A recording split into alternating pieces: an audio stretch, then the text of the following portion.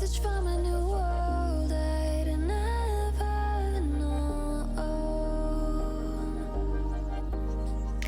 Something about it felt.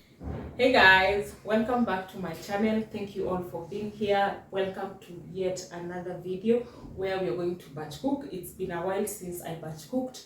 Batch cooking really saves a lot, and I want to prepare meals worth 2 weeks. Yeah, some foods are not safe when you keep them for long and then consume them. I believe in consuming my foods within a span of 7 to 14 days after preparing, though I never go up to the 14th day. I always prepare foods that are enough and foods that I can finish within the 14 days. So I'll also give you recipes that are easy to follow and are very delicious. Also, I'll show you how you can meal plan your foods and also how you can meal prep foods easily with less effort and also minimal use of money. Yeah, something that can favor your pocket. So we are going to begin this video, and I want to appreciate my subscribers for always being here.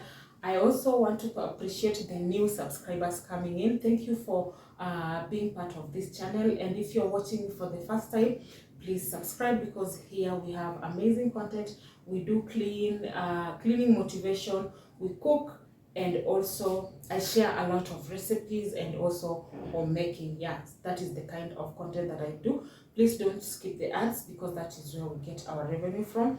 And I always appreciate all my fans that I get to meet. Like, I met a lady the other day again. Her name is Doreen. If you're watching, thank you for being my fan. I appreciate, and I also appreciate the warm gesture that you gave me. Yeah, so let's begin the video. So I'm going to begin with showing you what I want to make. These are the things I want to prepare today. Though I have some legumes that I've soaked. These are matumbo. I have already washed them thoroughly, and also removed all the fat. I don't like fat in my matumbo. And then this is a fillet. I just chopped it slightly. And then this is green peas. We have some red pepper, yellow pepper, and green pepper. And then this is oxtail. So each and every meal here has its own recipes. These are fats that I want to use in making my barbecue. One tip about my meat for good flavors, I will always slow cook them. Whichever pot you're going to choose to use, just slow cook them for some time. You'll really get good flavors. So today I'm using the earthen pot. Honestly, I love using my earthen pot. The flavors I get from the earthen pot is different from the flavors I would get when I use the stainless steel pot. So I'm adding only salt and hot water just to jumpstart the cooking, and then I'll be using the jiko to cook my meat. I didn't want to use the gas. I just wanted to use the jiko for the oxtail. And then we are going to cook matumbo. Also, I'm using the earthen pot. As I said, you can use any pot of your choice, so long as you get to slow cook them. Avoid pressure cooking your meats, because the flavors get to diminish when you do pressure cook your meat. So I'm adding that into the pot. Also add salt and add some water, and then I'm going to use the gas. Let this cook for like 2 hours before we do anything to the meat. These are the spices that I want to use to marinate my fillet, and I have some paprika, I have salt, I have red vinegar, I also have cumin, coriander, I have black pepper, and also turmeric. I have onion powder. Yeah, those are the ingredients that I want to use to marinate my the meat that is meant for barbecue. Always go for fillet, because fillet is very tender, and once marinated, if you marinate it and then put it in the fridge for like 2 to 3 hours or even overnight, it becomes very tender, hence taking very short time for it to actually roast. So even if you are to roast it even 10 minutes, it will cook evenly, because it's very tender and cooks very fast. So always go for the fillet. Fillet is different from meat. The fillet is always hidden inside the rib cage, so when they are removing the fillet, just just tell them it's always located in the rib cage, because some people will just lie to you that this is a fillet. Some butchers will always tell you, no, this is the fillet, because they think any meat that is tender is just fillet. But I know the spot where the fillet comes from, and it's always located in the rib cage. So I've added each spice quarter teaspoon, and then I've added 2 teaspoonful of vinegar, and also like a 3 spoonful of oil. And then also I've added soy sauce, at least a half teaspoonful. I'm going to give this a good mix, cover it, let it sit in the fridge for like 2 hours, but this did take like 3 hours before I could actually roast it. Since everything is now cooked and I want to start now preparing them, I have some onions that I've already cut. I used the cutter that I got from China Square. Honestly, that thing is a whole workout. It's a whole workout, but it's worth it because it cuts things thinly. So I have cut green pepper, red pepper, yellow pepper, tomatoes, onions, and also green leaves of salad onions. Those are like spring onions. They're the ones that I've cut. And also I have here some green peas. This green peas, I've pre-cooked them. I want to make samosas from this green peas just for breakfast. My kids love samosas, and I decided this time I'm going to change the flavors. I've already made the samosa pockets, and I've incorporated some chia seeds for some crunch.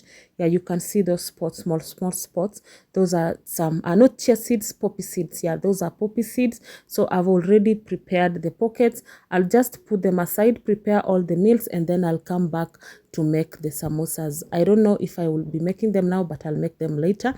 Then we have some peppers here and whole onions that I've just separated. I have some remainder of oil from the samosa pockets.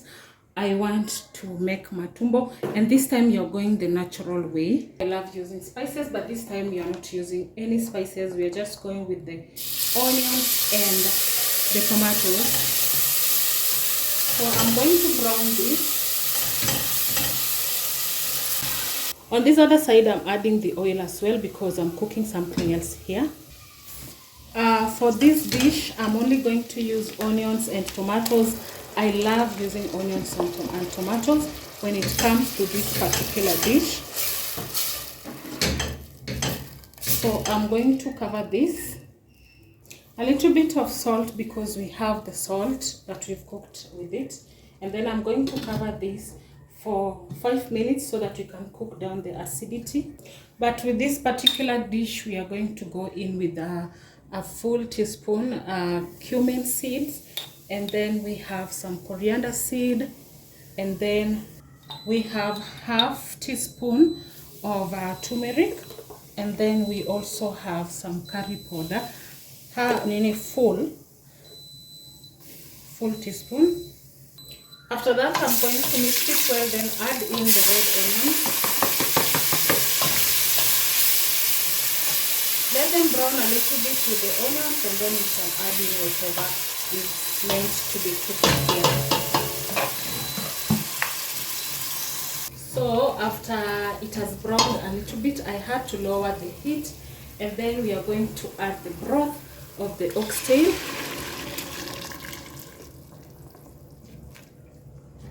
So I wanted it to bubble a little bit, and then we are going to add in, this is a teaspoonful of rice flour that I've mixed with water, and then I've made a little bit of paste, but it is very runny.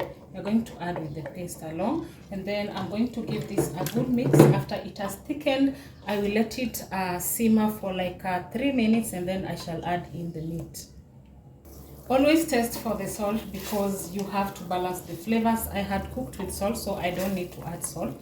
It has thickened, as you can see. It's not as runny as the broth was. So we are going to add in some thyme, the dried thyme, and then we are not going to leave it as that. We're going to bring in the oxtail. It's nicely cooked. It's soft. It's very, very soft. Some of them fall off the bone. So I'm going to mix this gently. My spoons are trying to tell me goodbye, so I think I should honor that and try to be decent and get myself decent spoons. let's add the little broth that is remaining here. So I'm going to give this 3 to 4 minutes so that the oxtail can absorb all the flavors from the broth in here. I'm not going to cover it because I don't want them to soften further, so I'm going to simmer them while they are open. So we shall come back to this, and it has been 5 minutes, so I'm going to give it a good mix. Trust me, not every time you need to add spices into certain meals, and I love my matumbo without spices because it tastes so good when you just cook it with tomatoes and onions. Trust me, it tastes so good. So I cooked my matumbo with salt. I haven't added any more salt except the little one that I've added on the tomato so that the tomatoes can actually be flavorful. So I'm going to give this a very nice mix. Did I tell you my spoons are saying bye to me? See that? So I'm going to give this a good mix. Yeah, and then cover it, let it simmer so that it can pull all the flavors together, and then we shall come back. So this just came straight from the fridge. As you can see, it's been sitting there for like 2 hours, 2 or 3, yeah, maybe 3. So we are going to arrange this plus the fat.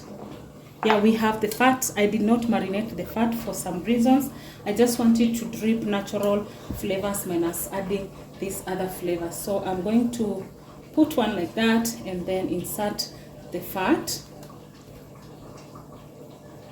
And then an onion, a pepper, a little bit of pepper, and then another meat, another fat, a pepper, different color, an onion,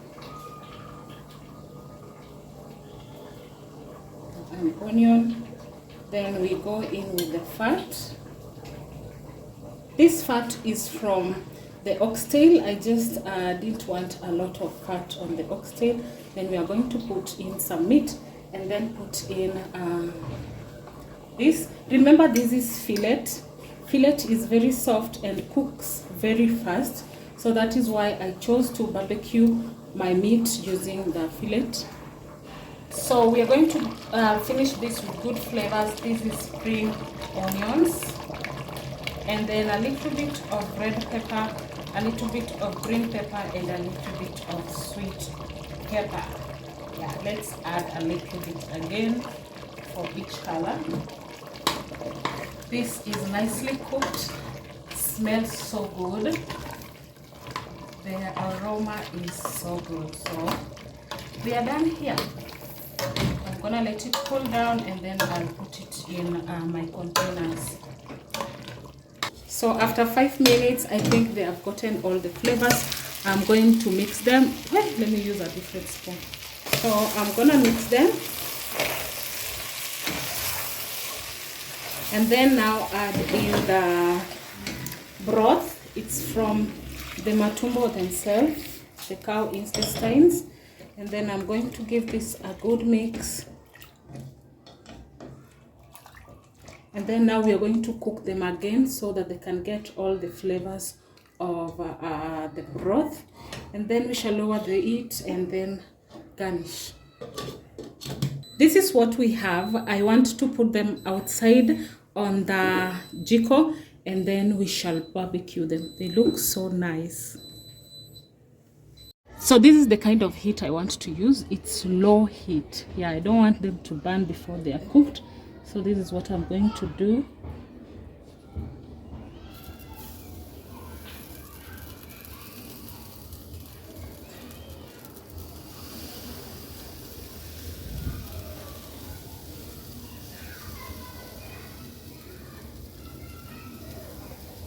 So I will add some oil here. Let me just spray.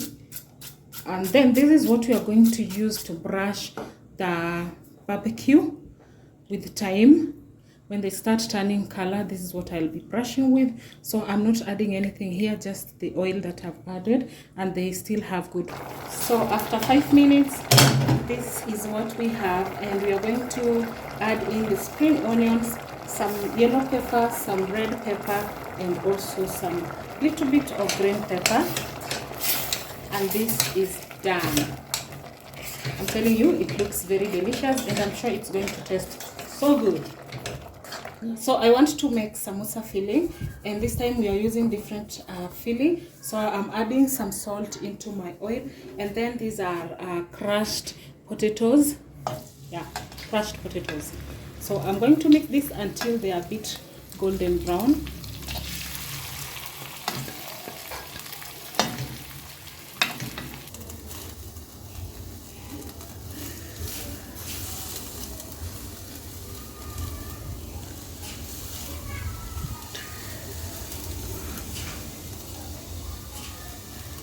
As you can see, they are browned a little bit, so I'm going to add in spices. I'm going to add paprika, some black pepper, a little bit of cumin, and also a little bit of there was also a little bit of coriander in that mixture of spices. And then I added in the green peas. After that, I did mix them together. And then later I added the red pepper, all the red peppers that were remaining, the green pepper and the yellow pepper. And that was it. I sprinkled a little bit of salt for flavors. And then I did put them aside so that they can just cool down before I can use them as a filling on my samosas. To be honest, this is the best filling I've ever made. Like, I love the feeling of green beans, like the green grams, but this is the best, and I think I will always go for this compared to even minced meat. These days I really don't like minced meat, so I'm going to use that liquid to brush my barbecue until it's nicely done. That is what I'll keep doing as I keep turning it from side to side. But at some point I did spray the oil because I felt like they were a little bit dry. To be honest, the smoke alone just flavors the meat, given that I love smoked foods that you can infuse some smoke. So on the side of the filling, I decided to actually add in all the remaining green onion, and also added in all the green pepper, red pepper, and also sweet pepper. I call it the yellow sweet pepper because it's a sweet pepper. I love it. Like, I love the flavor of the yellow pepper compared to other peppers. The other peppers also have their own flavors. As you can see now, the potatoes are pounding down because they had formed they were a bit sticky, they were sticking together. So when I added in the peppers, they just separated, and they mixed and combined with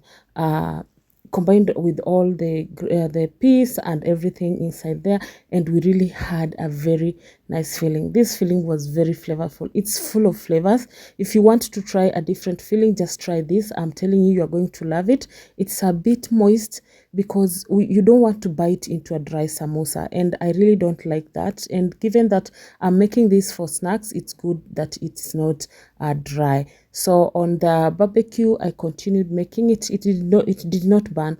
Mostly what charred the most were the peppers, and it's good when the peppers char because I love the flavors of the peppers when they char.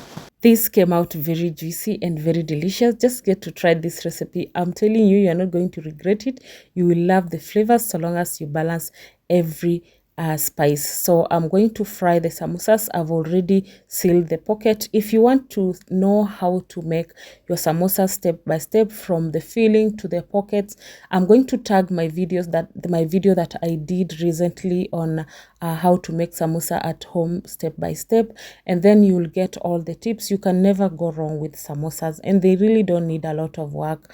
Like I always say, just compose yourself when it comes to wheat products, and you will always nail everything that you're going to make. So I love frying my samosas on high medium heat so that we avoid burning and we avoid that bubble thing that they form a lot. This time I really made a very thin crust. Like the sheet was very thin, and I love it when it is very thin because you get to bite into it and easily, and it's very thin, and there is a crust and crunch instead of biting into a sheet that is a bit doughy. So if you want to learn how to make samosas, I'm going to tag the video in my description box, or in the comment section. I'm also going to tag the link there. Just click on the link and you can see the video where I did make my samosas step by step. So I'm going to make them, then put them aside, let them drip the oil, and then I'll be storing them in the fridge after they have cooled down. I'm done making the samosas, and I've just put here so that they can cool down. I've already tasted this, and you can see it's very moist. Like, just see that feeling, and it's very delicious. See the crust is just breaking, and that is how your samosa should be, so that you can get all the flavors and get to enjoy good food. So I'm going to let everything cool down, and then I'll cover and store. Of course, I can't meal prep minus having any greens, so I still have some broccolis in the fridge that I will prepare the day I want to serve some meals along with the greens. So I'm not meal prepping those. There was a mistake the last time I did meal prep them. I did not like the flavor, so I love just preparing them fresh. This time I'm making some kales, and I love kales. Meal prepping kales is not a problem. You can always store them and warm them later. They still retain the flavors. So I'm just frying them with only the onion, no, not the onion, just the oil and the salt. I'm going to cover them for like a minute and then uncover them, and that will be it. Kales don't have a lot of work. You can also prepare them the time you want to serve the food, but I just chose to just prepare them now. So far, this is what I've prepared, and I'm done preparing the greens. These are the samosa pockets that I've already stored. We have the oxtail that is already cooled down. We have the matumbo, those are cow intestine. We have the roast that I decided to pack in the containers, and also more matumbos, and also the roast, as well as the samosa that we've just made. I'm going to actually put this in the containers and store for future use, or maybe later. So next I want to make some chapatis, and I love pumpkin. I love pumpkin, so I'm going to cut through into the pumpkin and I use this to make chapati. I got this pumpkin from somebody, so I just want to cut through it and then remove all the seeds, and then I'll be making the chapatis with it. Mostly I used the butternut, but this time I decided to, instead of me just going to boil it, because I don't like boiled pumpkin. My kids don't like pumpkin at all, but they do love pumpkin. They do love pumpkin soup, butternut soup. Yeah, butternut soup, not the pumpkin soup. They love the butternut soup. I don't know, because it is smooth and I get to include other ingredients, but they don't like when I cook this. Whenever I cook this, it stays in the fridge and gets aflatoxin. I end up throwing them away. So instead of me just letting it sit there, let me use it in chapatis, and it tastes so good when it comes to chapatis. So that is why I decided to peel it, steam it, and make chapatis out of it. I have chopped it into smaller pieces. I'm going to steam it, and then after it's done and nicely soft, I'm going to mash it down and then make chapatis out of it. I'm not going to add any water. I'm not going to add any oil. I'll be adding a little bit of the oil while kneading the dough, but at this point I'm just going to pound it down and then add in the flour, and knead the flour like you would need any other chapati. And also, for the full recipe of chapati, I will also link the link to that video in the description box, because I have a video where I've made chapati step by step. As you can see, it's very soft and smooth. So I'm going to cover it, let it sit for like 20 minutes, but I think it's did sit there for like 40 minutes. I'm using these papers that I got from Panda to just cover my dough. And there we have it. I'm going to let it sit until the time I want now to start preparing them.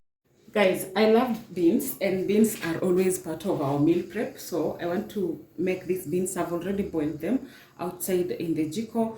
And these are the spices that I want to use. This is curry powder, some cumin powder, coriander powder, and turmeric. Those are the spices that I love using in my beans. These are quarter teaspoon each. So I'm going to infuse in my oil. So let me reduce the heat and then infuse.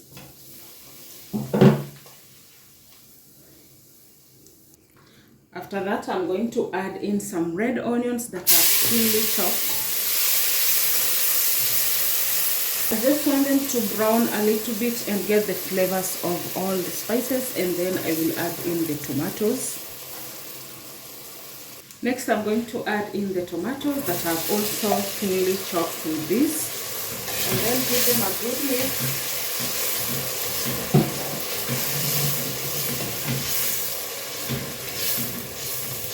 cover this and cook down the acidity on low heat, and then we shall add in the beans. So as we wait, there is this bread that I love making the most. Yeah, I love it. So I'm going to use some warm water. This is hot, so I will add, how is it? This is lukewarm water, and the ingredients for making this bread, I'm going to use herbs, but I'll start with this and then I'll add more herbs. I have some yeast, I have some extra virgin oil, and this bread always requires the coarse salt, so I went for the sea coarse salt. Of course, I use this a lot in my house, so that is what we are gonna use to make this bread. I'll begin with the yeast.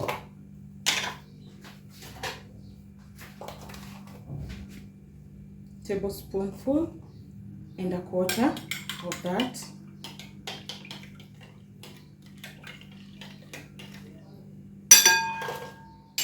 Then we are going to add in a little bit of the olive oil. This bread requires olive oil, no any other oil, so just remember that. And then I'm going to add all-purpose flour. I decided to go with eggs because this is what I'm comfortable with when it comes to this bread. I haven't tried other brands on this bread, but I love this, so I'll go with what I'm always comfortable with. So I'm going to add in the flour here, then give it a good mix. So I'm gonna mix it like that, and then it's supposed to be this consistency. Yeah, this is the consistency that I love going for. And we shall add in the thyme.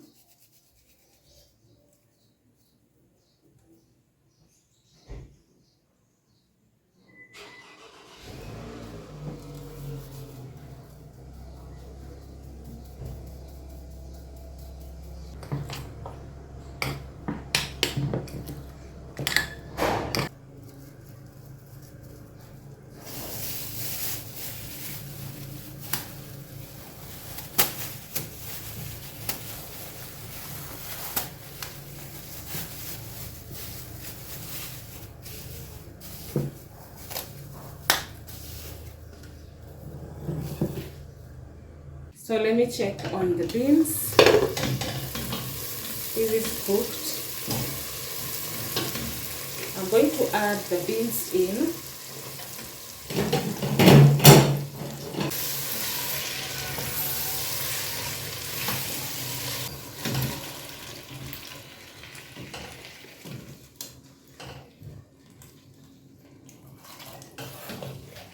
Honestly, I love beans, mostly with chapatis, not even rice, mostly with chapatis. And my babies love beans a lot. Like, those are the things they love, the beans and the lentils, but mostly beans. I see them enjoy beans a lot.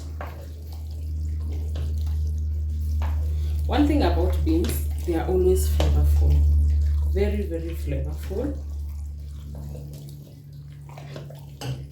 So after this, I'm gonna cover this for 5 minutes for them to cook in these juices or the broth, and then I will add in something else. It's been 5 minutes. I'm gonna mix this well. I cook this food with salt, so it has enough salt, I guess. Not really enough. So I'm going to add a little bit of the salt. I love tasting my food before adding the salt. I don't want to oversalt the food, though I cooked the beans with the salt.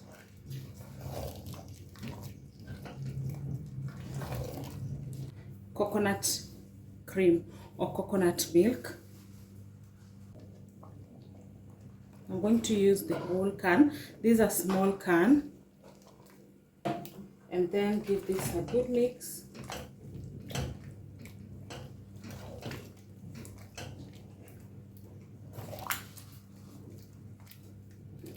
If you don't like coconut milk, you can always use water or just the broth of the beans if you did soak your beans. If you did not, just don't use that soup from the beans because it will give you a lot of gas.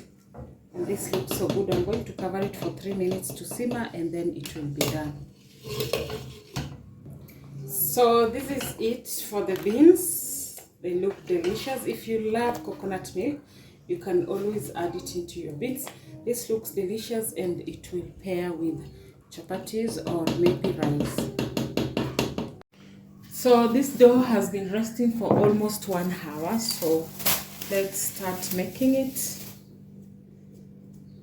I always insist that resting your dough also helps with the gluten so that it can easily stretch.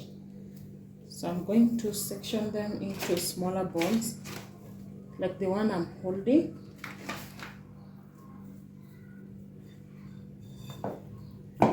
You see, it's even softer than how we did the first time before covering it.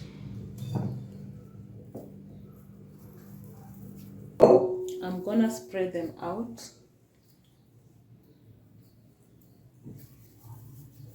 It's very soft. It's very, very soft. If you don't know how to handle soft flour, you can knead it more. But I think soft flour is better. So let's spread it out.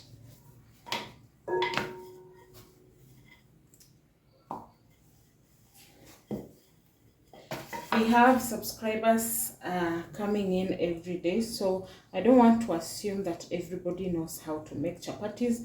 This is for my new subscribers and maybe those who haven't come across this part where we make chapati.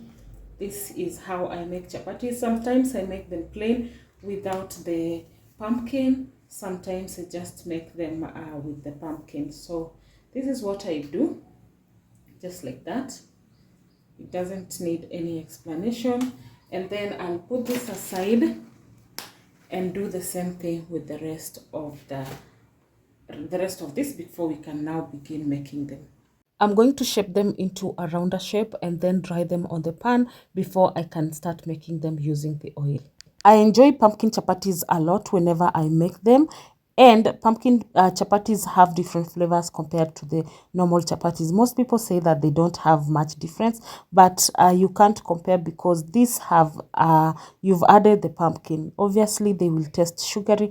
Given that I don't add sugar into my chapatis, I normally make my chapatis plain with just salt because we use them in stews, so you have to just make them with salt. And these flours these days are fortified. You don't just need to add a lot of sugar, but if you love sugar, you can just add some sugar. But when making pumpkin chapatis, I don't think you need to add sugar because even the pumpkin itself has its own sugar. So we are going to spread them like that and then dry them on the pan, and then I will start making them using the oil. I would love to know which kind of chapati that you love the most. Is it the pumpkin chapati or the plain chapatis? Do you find any difference whenever you make them or whenever you taste them? Let me know if you actually get the difference between the pumpkin and also the normal ones. Finally done with the chapatis. Yeah, and that is how they look like. They are very, very soft. Trust me, they are very soft and with layers. We love layers. Who doesn't love layers when it comes to chapati? Just see that. Just see how they look delicious. Look at those layers. I love them. Like, they are very soft, very, very soft, and very, very yummy. So I'm going to let them sit here until evening and then I'll pack them. So finally the bread has proofed. I want to remove it until it's even dripping down. So I'm going to remove and transfer it here.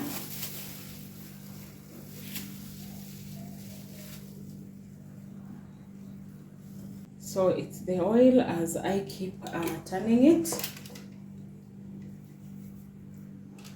Remember, I say this bread is all about olive oil and salt and herbs. Like, I've made this bread for over 4 years, and every time I crave for it. Every time I just crave for it.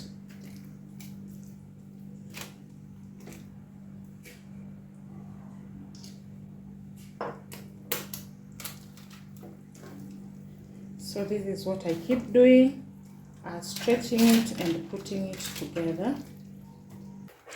If you know this bread, if you've come across it, this bread on the internet, you know it's delicious.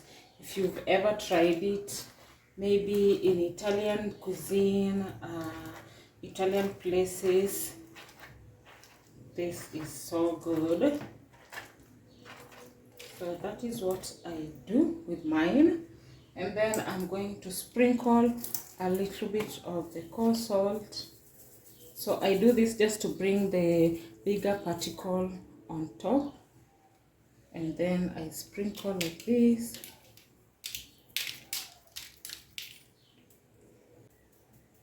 Today I just want the thyme. I don't want other herbs, just the thyme.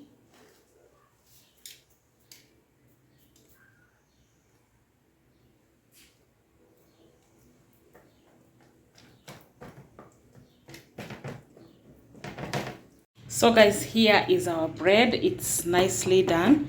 As you can see, it's still hot. Yeah, I love the cracks that are there. That shows that it's nicely cooked. It's hot, but I'm going to cut through it anyway. It should be crunchy on the outside and should be soft in the inside. Can you get the noise? The crack. Can you get the crack? Yeah, you see that? You see that?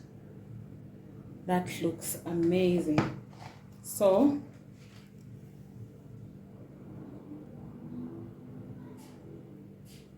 one thing I love this bread, you can pair it mostly with soups. Chicken mushroom soup, you can pair it with any soup of your choice. Broths, yeah, you can pair it with that. So I'm going to let it cool a little bit before I can cut through it. So I've cut all the pieces, as you can see. Please don't go too much on the salt. Just sprinkle a little bit and also a little bit of the herbs of your choice. I prefer rosemary and thyme and also sage. Even oregano, you can sprinkle some oregano in it. You see that? And the crunch is so good. I love it. Thank you so much for being here. Thank you for sticking around, and I hope you borrowed one recipe or the other. Until next time, goodbye.